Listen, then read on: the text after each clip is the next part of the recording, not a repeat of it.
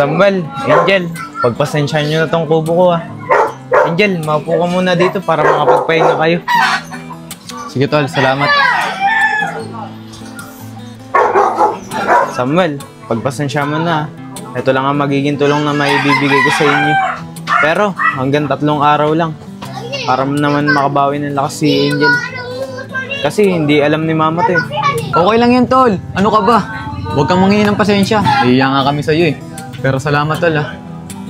Oo nga Sky. Malaking tulong na to para sa amin.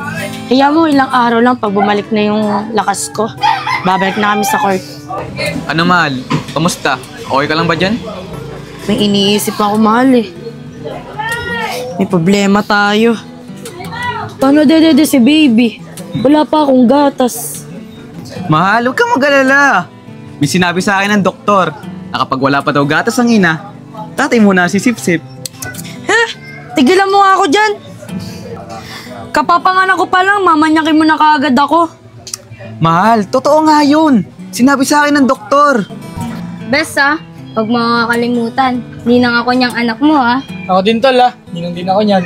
Ang cute-cute naman ng baby na yan.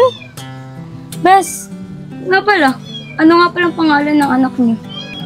Di Chichari. Anong chichari? Ayoko ng chichari. Mukha kang chicharon talaga. Bes, ang pangalan niya nga pala, Ponggay.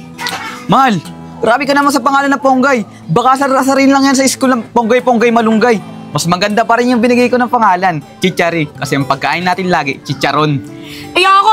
Ayoko ng chichari. Kesa naman dyan sa chichari mo. Ano yun? Tutuksoy lang ng mga klase niya. Chichari, chicharon. Ano to?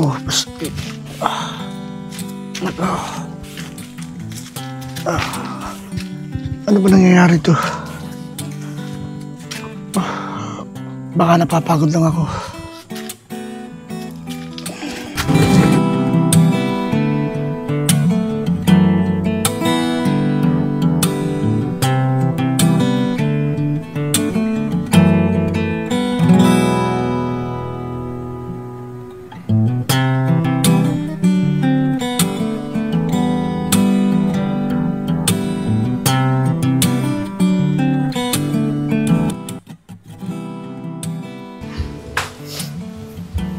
Anak, Samuel, subukan natin humingi muna ng tulong sa ating mga kamag-anak. Baka sakaling tayo matulungan. Oo nga tay. Kawawa na nga rin kasi yung mag-ina ko eh. Walang makain. Tay, saan ba yun? Malayo pa ba?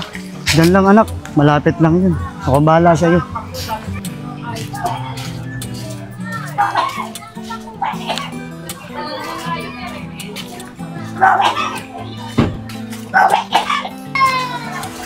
Tay, kanina pa po tayo naglalakad.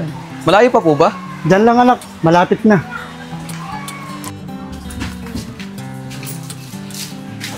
Dito anak, yan ang bahay ng pinsan mo. Si Shane at saka si Aver.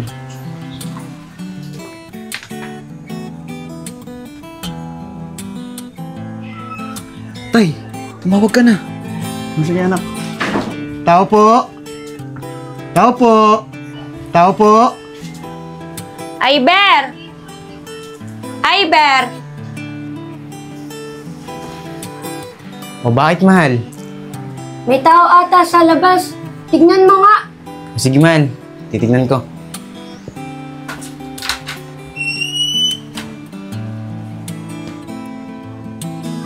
Tay, may lumbos na po. Iver pamangkin, ako to. Si Tito Dulong, natatandaan mo ba ako? Oh, kayo pala yan. Anong ginagawa niyo dito? Samuel, sige, sama mo ako.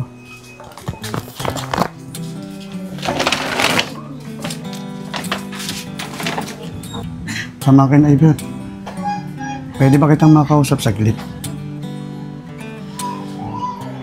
Mahal, parang alam ko na yung pinuntan ng mga yan O tito, ano po ba yung pinunta niyo dito? Mga pamangkin, hindi na akong papaligoy-ligoy pa. Baka may sobra kayo dyan. Kailangan lang talaga ng pinsan niyo. Mahal, sabi ko na nga ba Tama ang kutob ko. Pera lang kailangan yan. Oo nga, mahal eh. Wala naman ibang dahilan ng pagpunta ng mga yan dito. Mga pamangkin, sige na, maawa naman kayo sa pinsan nyo. O ba't naman bigla kayo napunta dito? Pupunta lang kayo dito pag kailangan nyo ng pera. Oo nga, tito. Hindi nyo nga lang kami makakamusta eh. Kung okay lang ba kami? Pasensya na kayo ha. Dami kasi nangyari. Bilagyo pa ang bahay namin.